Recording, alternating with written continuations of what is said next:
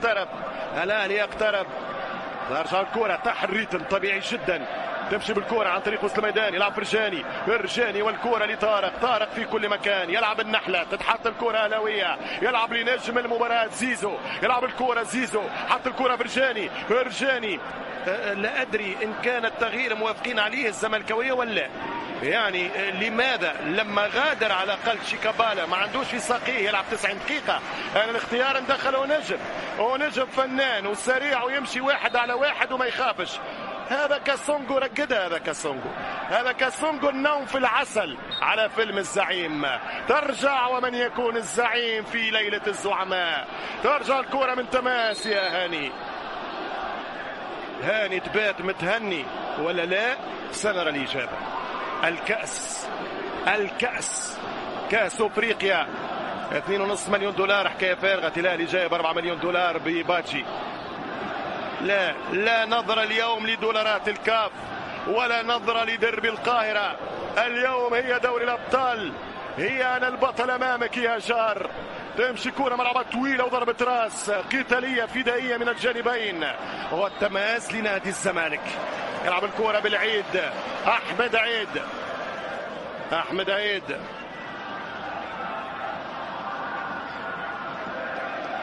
النادي الأهلي الذي تاريخيا انتصر على كبار أوروبا والعالم. الأهلي الذي هزم بايرن في التوب في السبعينات، الذي تعادل مع منشنجلادباخ في ليلة خالدة في القاهرة. الانتصار على روما، الانتصار التاريخي على الريال مدريد في 2001. هذا هو الأهلي، يقدم على أنه عالمي وليس قاري. الكرة تمشي من ركنية، زيزو والضربة الراسية والدفاع بشراسة. مروان ممتاز دفاعيا. ترجع الكرة لمن؟ صراع الرجال. كرة ترجع من أشرف، خطأ من أيمن، ثم طويلة من ياسر إبراهيم. ياسر في التماس. أهداف قاتلة وما أكثرها في تاريخ درب القاهرة. قاهرة المعز تنتظر وتنظر وتناظر هناك من قلعة محمد علي من يكون البطل ومن يكون الباشا يا مصر. ترجع الكرة طويلة، ترجع بالراس، يلعب كرة مروان تحط الكرة. الشحات خرج من المود وخرج من الماتش. الشحات طلع من الماتش تماما بعد الكرة المهدورة. هو يلعب والصورة تجي أمامه، ماذا أهدرت؟ ولو نخسر ستتحمل مسؤولية. نعم أجد لك كل العذر يا شحات. يمشي بالكرة هاني ومروان والحارس. يرجع الحارس. الآن الحسم. أهلي زمالك أهلي. الآن الحسم. تمشي كرة طويلة ملعوبة ودفاع. رائع أنت، روعة، رائع أنت يا أيمن أشرف. وكهرباء يدخل بعد لحظات ودقائق. بدأت لعبة المدربين، بدأت تغييرات وحسابات المدربين الاثنين. أول لقب أفريقي في تاريخ نادي الزمالك كان عن طريق محمود أبو رقيلة عام 84 على الشوتينج ستارز. كان في النصف النهائي أزاح في نصف نهائي تاريخي نادي شبيبة القبائل، ما كان يسمى وقتها شباب إلكترونيك تزي وزو. لم تكن الذاكرة، كانت 3-0 في القارة و3-1 في الإياب لتزي وزو. أيام الصادمي، بحبوح، لرباس، باريزي، فرقاني، مناد، ناصر بويش، جمعية غولة. كانت جمعيات في الثمانينات، الجمعيات العربية كانت أسماء. كانت الأرض ولادة، افهموها كما تريدون. وقتها وأيامها كانت أعز سينما، أعز أدب، أعز قصة، أعز شعر، أعز مسرح، أعز. كان جيل ذهبي استثمر في الصعوبات. ترجع الكرة ونرجع لعلي. يمشي علي معلول يلعب الكرة. علي لعب برشا توازن. معلول دفاعيا ما طلعش برشا هجوميا لأنه في جانبه زيزو.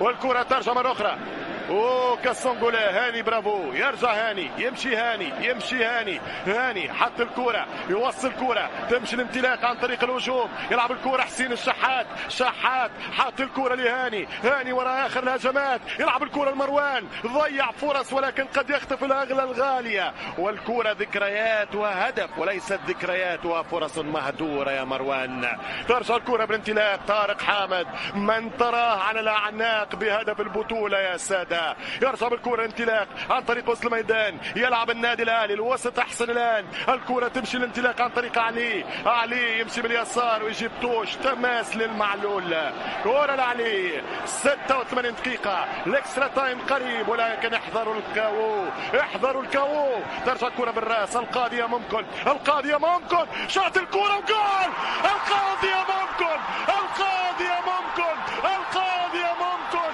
سجلها ولد معلول، سجلها علي معلول ملك الحلول. وي علي وي علي وي علي وي علي علي معلول والكرة ياس، الكرة سي، هل هو معلول ام لا؟ اي قذيفة جات، اي قذيفة جات يا باتشيكو. التاسع يا الاهلي، التاسع الاهلي، لا هو 19، هو افشة، هو ولدنا افشة، هو الولد افشة، هو افشة، هو افشة، هو افشة، ما لها من عفسة، حتى الكرة الثاني ويا لها من صرخة. كي جولاتو يا افشة، كي جولاتو يا افشة. مجدي الصياد، مجدي الصياد ليس لاعب الاسماعيلي من زمان، هذا افشة صياد الاهلي، هذا الصياد الاهلي، انت الصياد الوقناص يا بيتسو. رايع رايع رايع، كهربا قتلك باش نربحوا يا موسيمان. انفجر جمهور الاهلي فرحا، يهللون منتصرين الان.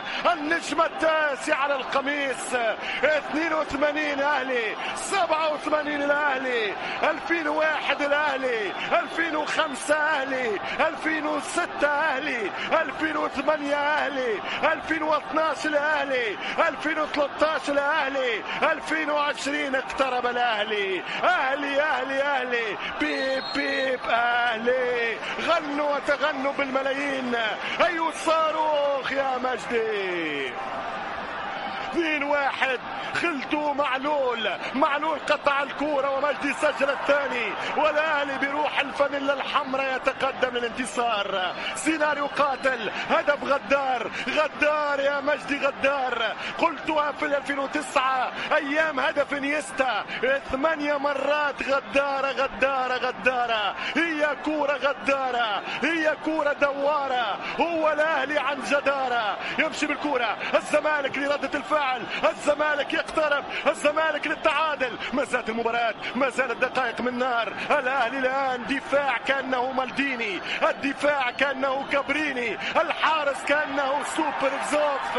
الكل يقاتل وبشراسة. لن تضيع الان، لن تهرب الان، لن تتوه الان، لن تضيع الحلم والمجد الان. معلول الشناوي كان كلامه على لساني. 2 الاهلي، 1 نادي الزمالك. رامي ربيعة يدخل وكأنه هانس بريغل، ولا كالز الألماني للدفاع، يدافع بيتسو موتسمان. الأهلي الأهلي الأهلي الأهلي الأهلي للنجمة التاسعة. إلا إذا قلت لكم وقلت لكم سبحان الله، توفقت اليوم في هذه الاختيارات. نعم، ذكرت شخصية الزمالك فسجل بكاريزما بفنيات شيكابالا، وتكلمت عن الهدف القاتل، وإذا به خاطفه هو مجدي الصياد. مجدي يصنع الأعياد، الصياد مجدي يصنع الأفراح. الثالث يا زمالك. أيوة مروان تمشي كرة في مكان فيه أفشة، والكرة ترجع طريق علاء، ينفجر الديربي من جديد. هذا هو غلطك، هذا هو خطأك، هذه هي مصيبتك يا باتشيكو. لماذا غادر شيكا؟ ولو يغادر شيكا يدخل لاعب بنفس الامكانيات موهوب اسمه نجم، لا يدخل هذا الكاسونغو. من اين اتيت لنا بهذا الكاسونغو يا باتشيكو؟ التغييرات تصرف وحدكم عاد قادر على المتابعة. بعد هذا الهدف القاتل لا استطيع الكلام، لا استطيع التواصل ولا المواصلة، لا استطيع التعليق ولا استطيع المزج بين الكلمات. افهموها فسروها. هذا رامي دخل فقط والبقية دخلوا ولا أدري. تمشي الكرة في صورة، تمشي الكرة في دورة، تمشي الساعة في جولة. يقرب الأهلي في رحلة تاسعة مع أيام المجد، أيام النادي الأهلي. تلعب الكرة خطيرة خطيرة خطيرة خطيرة خطيرة خطيرة وقريبة. يشوط كرة بن شرقي بن شرقي بن شرقي بن شرقي، لا ركنية ولا تماس، لا شرقي ولا غربي. معلول قص الكرة وقص طريق عربي. ترجع الكرة مرة أخرى لنادي الزمالك، تمشي كرة للزمالك، كرة للزمالك، كرة للزمالك. التاسع يدخل بالرقم، والتاسعة كنجمة على قميصك تقترب النادي الأهلي. 5 دقائق مازال، والله مازال مازال مازال مازال مازال في جرابك يا ديربي، ما زالت من حكاياتك يا ديربي، ما زالت في أدوارك وأطوارك يا قمة. كهربا يدخل ليونير، كهربا يدخل ليمسك الذهب من جديد بعد 7 سنين. عقدة الجيل الذهبي انتهت. الأهلي بعد خسارة فاينل الوداد وفينال بقير يرجع ليطير بالنجمة التاسعة على القميص. يدخل كهربا، يغادر مروان، 3 دقائق ونص اخر الكرات. مازال مازال مازال مازال في ديربي مجنون. يمشي بالكره للهجوم، مصطفى محمد تقطع. الاهلي كونتر اتاك، يعرف فيها الهجوم. كهربا كهربا كهربا يا كهربا، والكره على خطا لنادي الاهلي. نادي الاهلي نادي البطولات، نادي بطولات. في 1907 خرجوا ليغنوا سعد سعد يحيى سعد، اليوم سيخرجون بالملايين. أفشى أفشى فلتحيا أفشى. 2 الأهلي 1 الزمالك، وكارت أصفر على الفرجاني. علي يربح فرجاني، الأهلي يكسب الزمالك، مصر تكسب في إفريقيا للمرة 15. هذه عناوين الفاينل خلاص، هذه عناوين المباراة النهائية. الأهلي كسب بروح البطولات، الأهلي خسر فاينل وخسر الثاني. كان محال مستحيل أن يخسر الثالث. اليوم لعبوا بلعب الشوط الثاني نفس سيستم الشوط الأول. البداية أهلاوية والخواتيم للزمالك والتعادل إيجابي. الشوط الثاني بدايته الزمالك ونهايته أهلاوية من أعلى طراز. لقب الجدارة. كورتين بكورة للنادي الأهلي، كورة على القائم من هنا ومن هناك، فرص ضاعت وتاهت من هنا ومن هناك. يقترب الأهلي، الخطيب يحقق اللقب الغالي لاعبا ومدربا ويدخل التاريخ. يا بيبو يا كاتب التاريخ، الحبيب بيبو محمود يصبح أول شخصية رياضية يربح كأس الأبطال لاعبا ثم رئيس. رئيس يا رئيس. ما زالت الكورة وما زال الكلام، ما زالت دقيقة و40 ثانية، ما زالت دقيقة و40 ثانية هي 100 ثانية. غربالي قيد، غربالي سجل، غربالي دون ودون وسجل الولد. أفشى أحلى الأجوال. كرة طويلة، ترجع الكرة، ترجع الكرة. الديربي التاسع على التوالي لا يخسره للحين الأهلي في إفريقيا أمام نادي الزمالك. خطيرة جدا. ماذا هناك فجعان الذيب ولا قتلانه يا أيمن. يمشي الكرة، يمشي فرجاني حط الكرة بالراس، حط من الأخيرة، حط من المثيرة، حط من الرهيبة المثيرة. الكرة من بن شرقي خطيرة ومرت. سلامات على الفاينل. أمس أحمد في راي خلاص، رفعوها، شالوها، هزوها، كسبوها، ربحوها، عانقوها بعد أن طوعوها بهدف بالمقاس، بكرة من الكبار ومن زمن الكبار. هذه أهداف الفناجيلي، هذه أهداف الخطيب، هذه أهداف مصطفى عبده، هذه أهداف أبو زيد، هذه أهداف ربيع ياسين، هذه أهداف ميهوب وزكريا ناصف، هذه أهداف حسام حسن وإبراهيم، هذه أهداف تريكة وبركات، هذه أهداف الأهلوية من أيام التتش الأستاذ المعلم. 2 الأهلي 1 زمالك، 2 20 الاهلي 1 زمالك. مبروك التاسعة يا اهلي، خلاص اصروا عليها مع الالحاح. التسعة يا اهلي، التسعة يا اهلي، وكتبت لهم التسعة في قميص مغطى بالالقاب.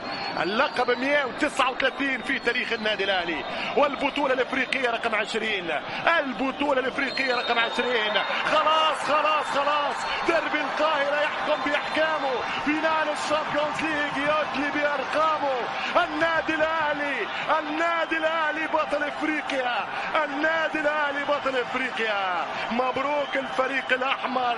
بيتسو موتسمان يصبح مثل الجوهري ومثل اوسكار فولوني، ينتصر بالشامبيونز ليج بالوان مختلفة. البارحة مع سان داونز، والليلة مع الاهلي، وفي المناسبتين على نادي الزمالك. البارحة في برج العرب، واليوم في حضور كل العرب هنا في استاد القاهرة. الاهلي بطل افريقيا والزمالك وصيف. هارد لك للابيض، مبروك للاحمر، لقب يستحقه. ويا كاتب التاريخ، سجل، لون، اتبع، اصبغ النجمة التاسعة على القميص. الان نعود للزميل مهند الجالي. يا له من درب يا مهند.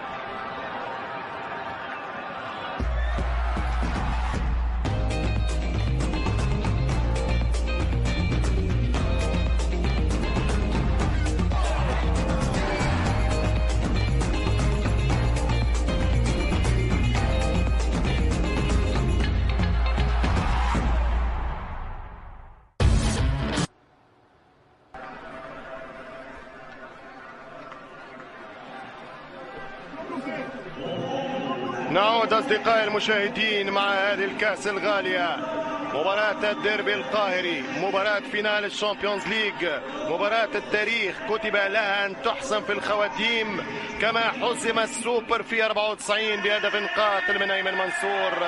هكذا هو الأهلي لا ينسى، وهكذا هي الكورة، يوما تساوي ويوما تصر. في 94 أيمن منصور سجل في الدقيقة 84 الهدف القاتل في السوبر. اليوم وبعد 26 سنة أفشة يختف ويسجل أغلى الأهداف.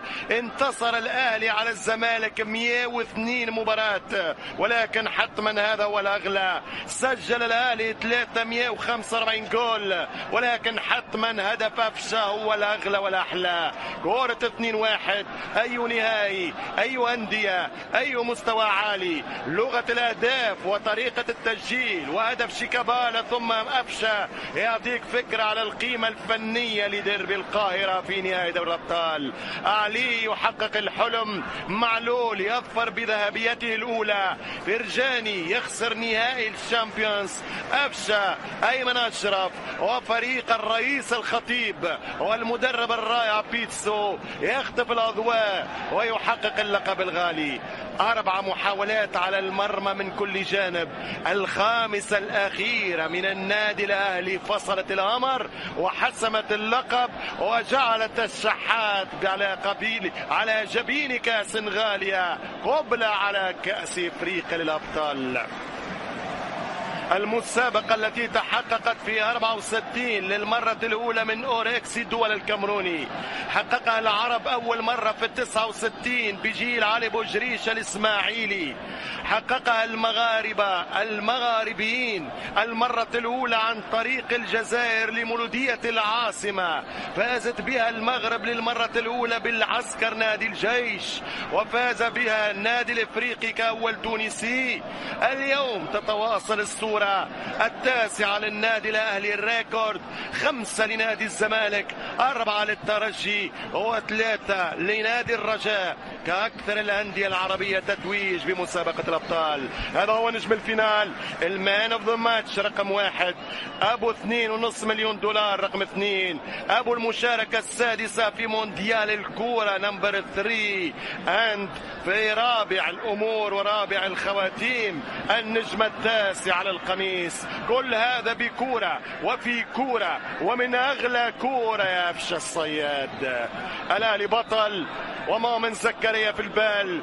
اليوم الأهلي كسب بطولة افريقيا بروح مؤمن زكريا مثلما كسب وحقق الشامبيونز في 2012 بروح الشهداء و72 او 74 شهيد. هكذا هي الكرة تدار وهكذا هي الكرة تدور. باجي لعب اياما ليخطف لقب، بيتسو جاء في شهرين ليحقق الغالية، والنادي الاهلي كما يقول الانصار ما يغلى عليه شيء. هذا هو رجل النهائي، هذه هي روح النهائي. مروان محسن يحتفي ببطل ورجل الفاينل. البارحة تريك على أورلاندو، واليوم أفشى. أجيال تسلم أجيال، رجال تسجل لرجال، وهكذا نادي واحد هو مستفيد اسمه النادي الأهلي. ليس من فراغ أنه نادي القرن. 20 بطولة إفريقية يا سادة، 9 شامبيونز ليج، 4 كأس كؤوس، 6 كأس السوبر، وبطولة في الكونفدرالية، وبطولة بالأفرو آسيوية، و4 تتويجات عربية. 25 بطولة خارجية لنادي القرن. الآن الهدف القادم للأهلي كأس مصر، ويمكن يتكرر اللقاء والديربي أهلي زمالك في كأس مصر. السوبر الافريقي الشهر القادم ضد نادي نهضة بركان المغربي. كأس العالم في فبراير هنا في الدوحة الفيحاء عاصمة قطر. وبالتالي الماكينة رجعت الدور، الماكينة رجعت ترحي.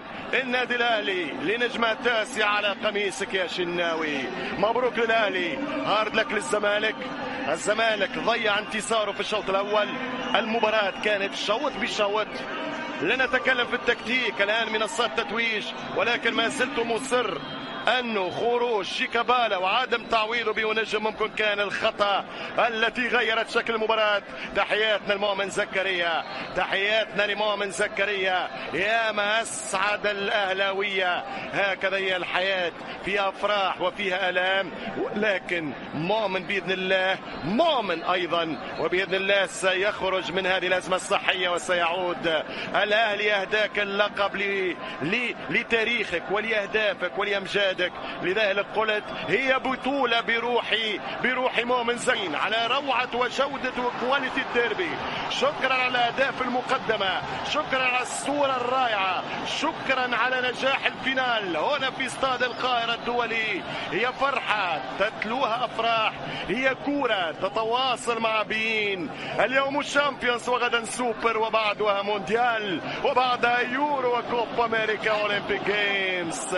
علي معلول يفرح ويفرح عشرات ومئات الآلاف من عشاق الصفاقسي باعتباره ابنهم المدلل. هكذا سورة النصر يقولون عشاق الأهلي وعشاق الزمالك أيضا. هي أغنية مصرية، هي صباح النصر، هي صباح الخير، يا صباح النصر. النادي الأهلي بطل مصر. لا اليوم يا مروان أنت بطل إفريقيا، بطل إفريقيا، بطل القارة السمراء. البارحة الآسيوية واليوم الإفريقية. شحات يريد الأفراح. سيد عبد الحفيظ يحقق حلم ضاع من سنوات. الأهلي بعد 7 سنين يرجع للقب. للشامبيونز ستكون نارية العام القادم.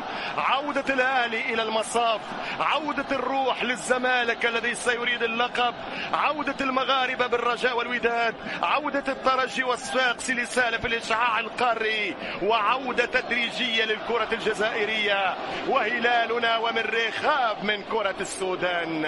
هكذا صورة ترسم، وهكذا فرحة ترسم، وهكذا كرة تلعب، وهكذا ألقاب تسجل، وهكذا تاريخ يحكى. ويا كاتب التاريخ اغلق الصفحات. مهند لك الخط، فلتحلل وتناقش وتقيم ولتهنئ الكرة المصرية بلقبها ال15.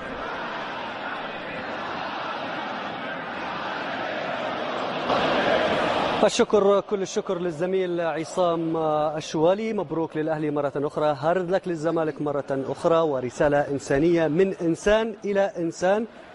لك كل الاحترام وتمنياتنا لك بكل العافية والشفاء إن شاء الله للكابتن مؤمن زكريا. وائل، بالتأكيد تريد أن تتحدث عن موسم شاق صعب جدا طويل جدا، لكن ختامه مسك بالنسبة للأهلوية. دوري محلي، دوري أبطال أفريقيا، مشاركة في كأس العالم للأندية، ليس بغريب على البيت الأهلاوي كل هذه التتويجات، لكن في هذا الموسم له طعم خاص لأنه